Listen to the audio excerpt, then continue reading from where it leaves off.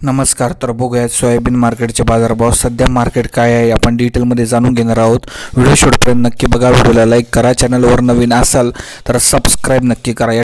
जर स्थिती बघितली तर ज्या राज्यामध्ये सोयाबीनचे बाजारभाव स्थिरावलेले आहे, लातूरमध्ये जर बघितले तर जे 3,900 ते 4,400 रुपये मार्केट सध्या आपल्याला पाहायला मिळत आहे.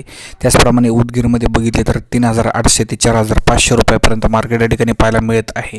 परभणीमध्ये जर बघितले तर 3,900 ते 4,300 रुपये मार्केट पाहायला मिळत आहे. नगरमध्ये 4,000 ते 4,300 रुपये मार्केट पाहायला मिळत आहे.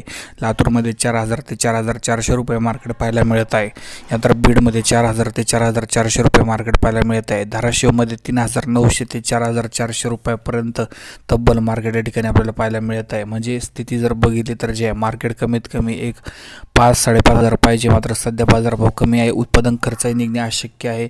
सरकारने तातडीने निर्णय घेऊन सोयाबीनचे योग्य हमीभाव तर आहेच, मात्र तो हमीभावापेक्षा जास्त दराने सोयाबीन विकली पाहिजे.